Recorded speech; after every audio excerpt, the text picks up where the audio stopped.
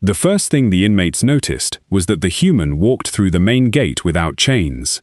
Silence spread across the intake chamber as armored guards escorted him beneath towering blast doors layered with enough alloy to withstand a fleet bombardment. Behind reinforced observation glass, officers paused their work.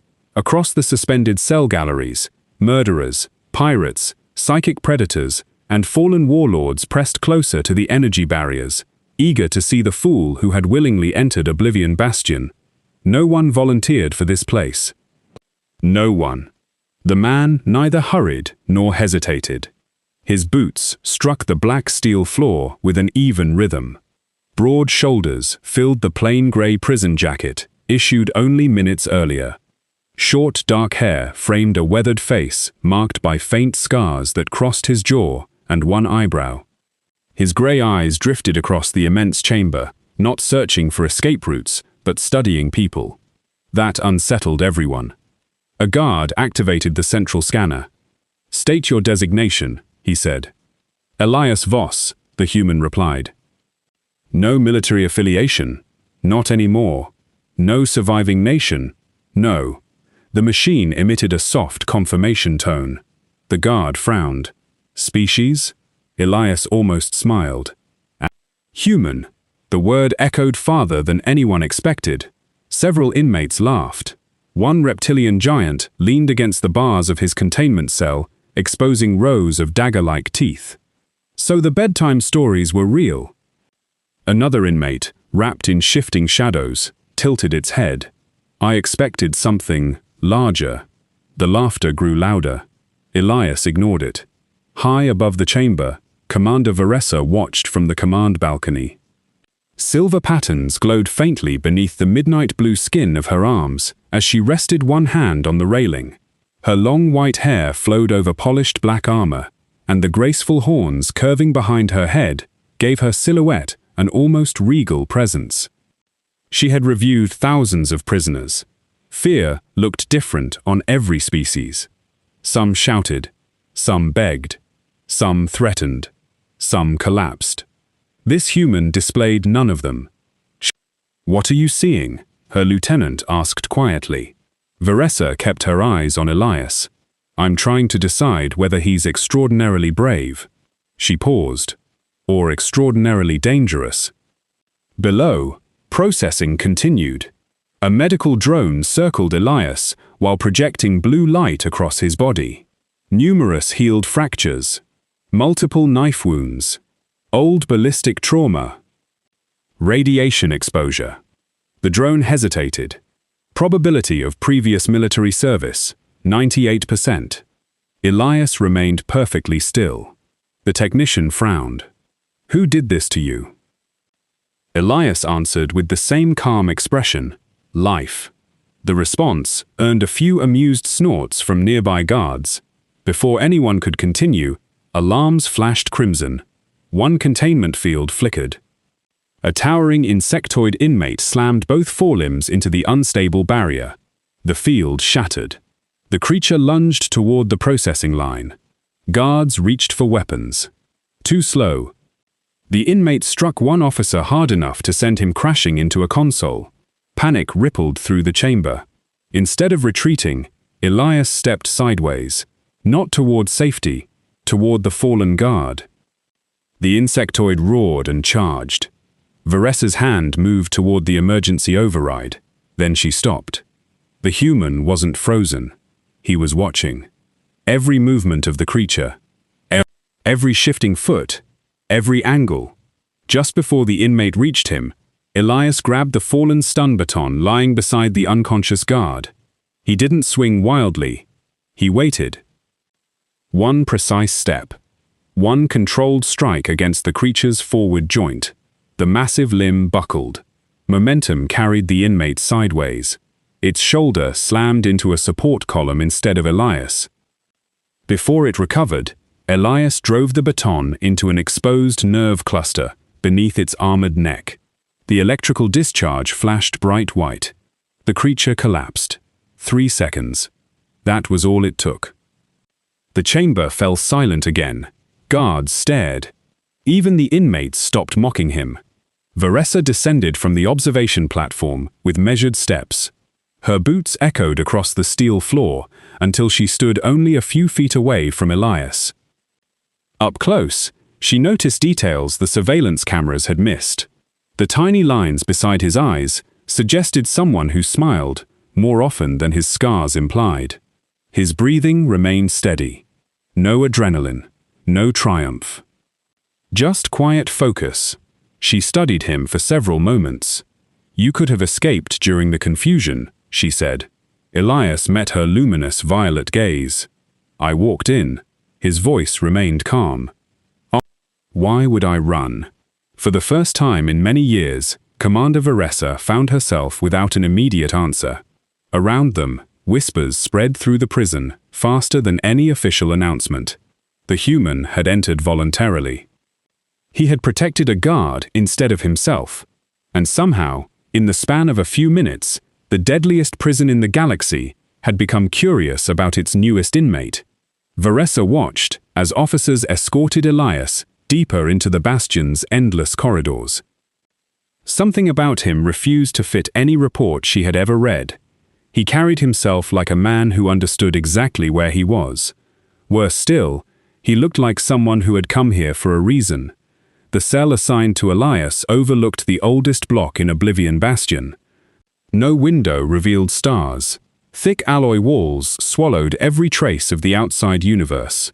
The only light came from narrow strips embedded in the ceiling, casting pale reflections across worn steel and scarred floors polished by centuries of footsteps. The heavy door sealed behind him with a deep metallic thud. Elias set the folded blanket on the lower bunk, sat down and listened. The prison breathed. Distant machinery rumbled through the walls. Energy barriers hummed in uneven rhythms.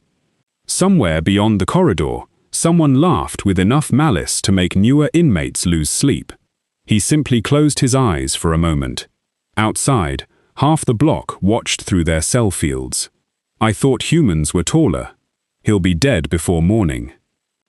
5 hours, another voice wagered. "I'll give him 3. The reptilian giant from intake leaned comfortably against his barrier. "I'll take tomorrow." Elias looked over. "You planning to collect if you lose?" A low chuckle rolled from the giant's chest. "No.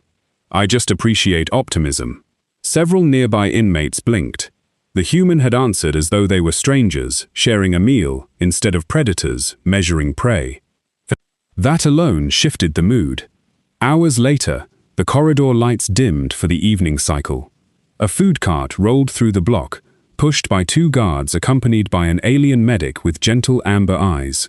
Bowls slid through narrow service slots into each cell. When Elias lifted his tray, he noticed another bowl sitting untouched outside a neighboring cell. The elderly inmate inside hadn't moved. "Why hasn't he eaten?" Elias asked. One guard shrugged. "He refuses." The medic sighed. "He has for 3 days." Elias picked up his own water container and crouched beside the service opening separating the 2 cells. "You saving that for a special occasion?" he asked.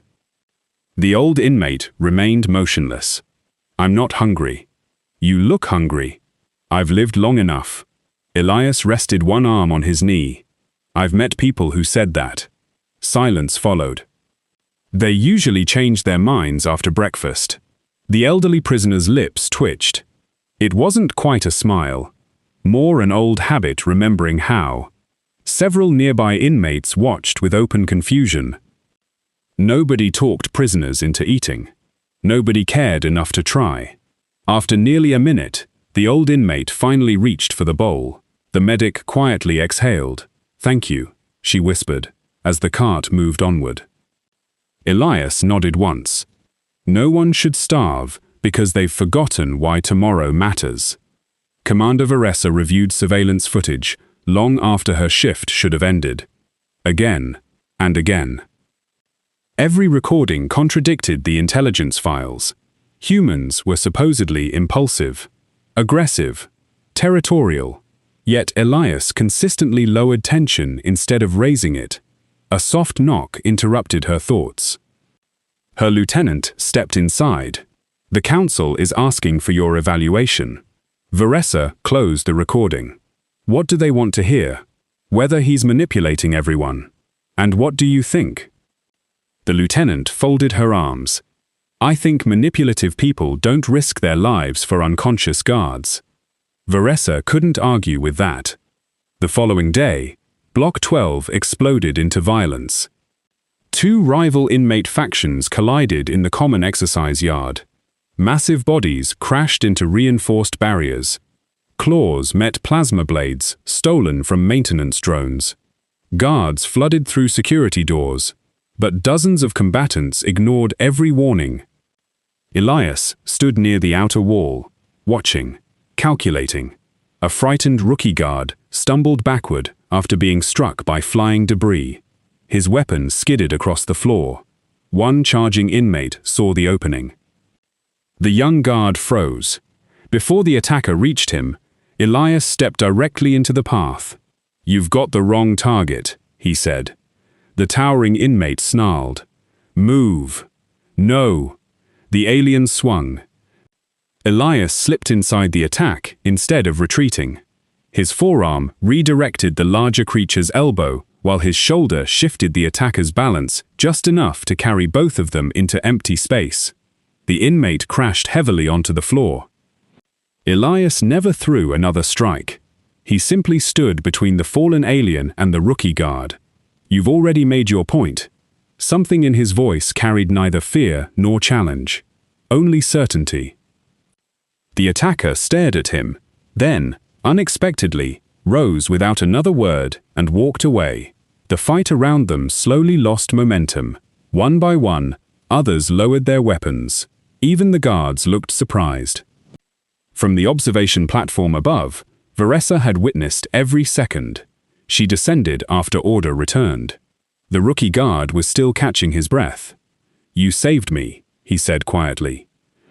Elias handed him the dropped weapon. "You'll save someone else one day." Varessa stopped beside them. "You ended a riot without killing anyone." Elias looked toward the retreating inmates. "Most people don't wake up hoping to become monsters." Her silver markings shimmered faintly. "And the ones who do?" A small smile touched the corner of his mouth. "They're usually disappointed when nobody joins them." For the first time since assuming command of Oblivion Bastion, Varessa laughed. It was soft, brief, almost reluctant. Yet every nearby officer turned to look. They had never heard that sound before. Elias noticed it too. For just a heartbeat, the prison around them seemed less like a fortress built to contain despair, and more like a place where hope had quietly found its way through the walls. By the end of the first week, Elias had acquired something no inmate in Oblivion Bastion was supposed to possess: a reputation. Not the kind forged through fear, the kind built through consistency. He returned borrowed tools. He thanked guards who expected insults. He never interrupted the prison medic while she worked.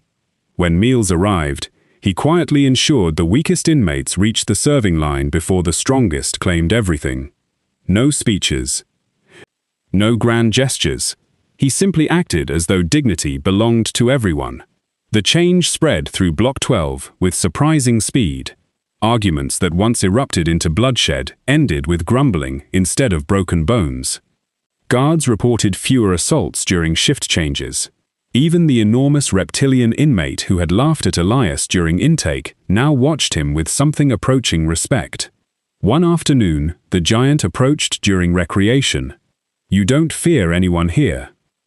Elias looked up from tightening a loose bolt on an exercise bench. "I do." The reptilian tilted his broad head. "Then why doesn't it show?" "Fear helps you notice danger." Elias stood and handed the wrench back to a maintenance drone. "It shouldn't decide what kind of person you become." The giant remained silent for several moments before giving a slow nod. "I misjudged you, human. It happens. I have a name. So do I." The reptilian let out a deep rumble that sounded remarkably like laughter. Commander Varessa found herself inventing reasons to inspect Block 12. Officially, she was reviewing security improvements after the recent disturbances. Unofficially, she wanted answers. She found Elias seated alone at a metal table, reading a weathered history text from the prison library. "You requested books," she said. "I did. Most inmates request better food. I've had worse meals than these." She folded her hands behind her back. "What are you looking for?" He closed the book carefully. "The truth." "About what?" "Everything." Their eyes met. For several seconds, neither spoke. The silence wasn't uncomfortable. It simply existed between them. Veressa noticed the faded scar crossing his left hand. "You've broken that hand before." "Twice. You still use it first." "It healed." "So did the scar." He smiled faintly. "The scar disagrees." She caught herself smiling back before quickly returning to her composed expression. "You make conversation difficult. I've been told the opposite. By humans? Mostly by people who wanted something.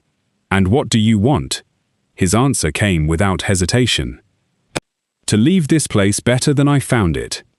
The simplicity of the response lingered in her thoughts long after she continued her patrol. 3 days later, Oblivion Bastion suffered its worst systems failure in nearly 60 years. A chain reaction deep within the reactor network overloaded multiple power conduits. Emergency lighting flooded the corridors in crimson.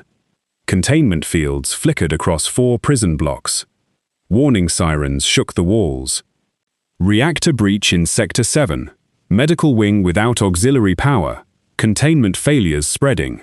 The announcements overlapped as officers rushed through smoke-filled corridors. Then came the explosion. A maintenance tunnel collapsed beneath the medical wing. Dust and twisted metal buried 2 guards, several inmates, and the prison medic beneath shattered support beams. Rescue teams couldn't reach them. The remaining corridor was unstable. Another collapse would kill everyone inside. Veressa arrived at the scene just as engineers sealed the entrance. "We have to wait until the structure stabilizes," one officer said. "We don't have time," the medic's assistant replied. A voice answered from behind them. "There's another way." Everyone turned. Elias stood beside the emergency barricade. One elderly maintenance engineer, his face streaked with soot, stared at him. "How would you know that?" "The ventilation shafts." The engineer blinked. "Those haven't been used in decades." "But they're still there." The old engineer hesitated. "They're too narrow. For most species." His eyes widened. "For a human." Veressa stepped forward. "You'll be trapped if another collapse happens." "I know." "You could die." Elias met her gaze. So could they. Before anyone could object further, he slipped into the forgotten maintenance passage. The tunnel was barely wide enough for his shoulders. Dust coated every surface. Broken pipes leaked warm steam that clouded his vision. He crawled through darkness, guided only by an emergency flashlight and the distant voices calling for help. Finally, he reached the collapsed chamber. The prison medic lay pinned beneath a fractured support beam. One guard struggled to free another whose leg was trapped beneath twisted steel. "Easy," Elias said. "I'm here." The relief on their faces was immediate. Working methodically, he used broken piping as improvised levers, shifting debris a few centimeters at a time to avoid another collapse. Every movement was deliberate, every breath measured. After nearly 20 minutes, the final beam lifted free. One by one, the trapped survivors crawled toward the narrow ventilation shaft. The medic stopped before entering. "What about you?" "I'll be right behind you." She studied his face for a moment. "You really believe that?" "I do." She nodded and disappeared into the tunnel. Only after everyone else escaped did Elias begin crawling back. Halfway through, the weakened ceiling groaned. The tunnel shook violently. Stone and steel crashed behind him, missing his legs by less than a meter. When he emerged into the main corridor, covered in dust and bleeding from a cut above his temple, The assembled guards instinctively stepped aside. No one had ordered them to. They simply did. Veressa walked toward him. Without thinking, she reached up and brushed a streak of dust from his cheek. Her fingertips lingered for only a heartbeat. Both of them noticed. Neither pulled away immediately. "You're injured," she said softly. "I've been worse. I know." There was concern in her voice now. Not merely professional responsibility. Something warmer. Something personal. Around them, guards and inmates alike watched in silence. In a prison built on fear, respect had become contagious. And for the first time in living memory, Oblivion Bastion no longer looked at a human as a relic of a vanished species. It looked at him as someone worth following. The reactor was repaired. The damaged corridors were rebuilt. Life inside Oblivion Bastion returned to something resembling routine, yet nothing truly returned to normal. Everywhere Elias walked, conversations quieted. Guards greeted him with respectful nods instead of wary stares. Inmates who once tested every newcomer now stepped aside without being asked. Even the prison's surveillance reports began using an unfamiliar phrase. Subject continues influencing inmate behavior through cooperation rather than coercion. Commander Veressa read the report twice before closing the display. She already knew. She had seen it with her own eyes. Late in the evening cycle, she found Elias alone in the prison library. The room was almost forgotten by the rest of the bastion.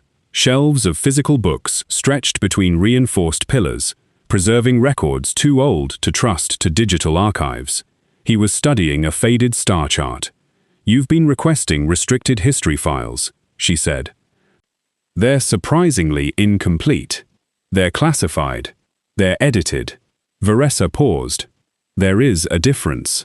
"There shouldn't be." She walked beside the table. "What are you searching for?" Elias traced one finger across a cluster of erased star systems. Someone deliberately removed 4 centuries of history. "Those records disappeared before I was born." "I know." He looked up.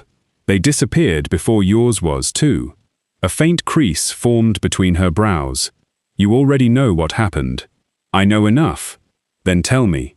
His expression softened. "I can't." She took one step closer. "Or won't." Before he could answer, every light in the library dimmed. A hidden door silently unlocked along the rear wall. Veressa froze. "I've commanded this prison for 9 years."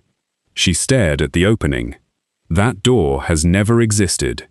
The passage descended beneath the oldest foundations of Oblivion Bastion. Dust covered everything. No maintenance records mentioned the tunnel. No maps acknowledged its existence. Ancient human lettering appeared along sections of the wall, worn smooth by centuries. Veressa stopped beside one inscription. "You can read this." "Yes." "What does it say?" Elias remained quiet for several moments. Finally, he answered, "If this door opens, humanity has failed." The words settled heavily between them. They continued downward. The passage ended inside a circular chamber, untouched by time. At its center stood a weathered monument carved from dark stone, unlike any material used elsewhere in the prison.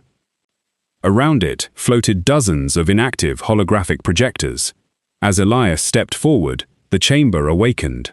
Soft blue light spread across the floor.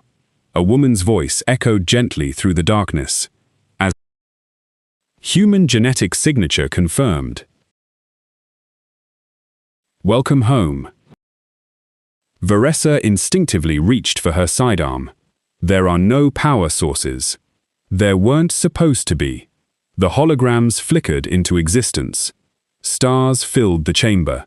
Then came fleets. Thousands of ships unlike anything recorded in modern history. Human vessels. Elegant. Massive. Burning across the void.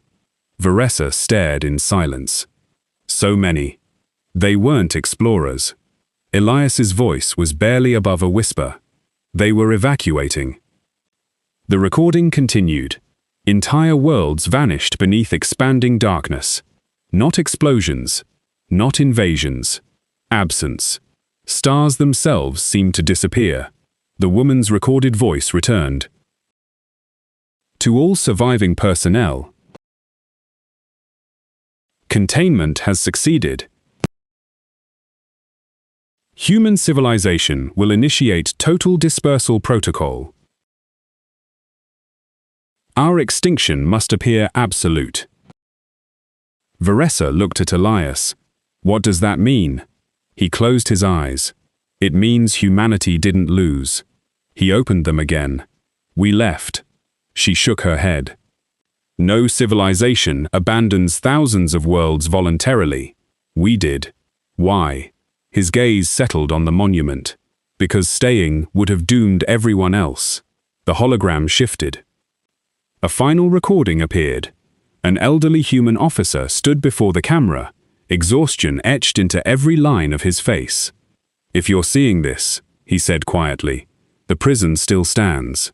Behind him, alarms echoed. The entity cannot be destroyed. It learns. It adapts. It survives. Our only chance is isolation. He drew a slow breath. We will erase ourselves from history. We will scatter beyond known space.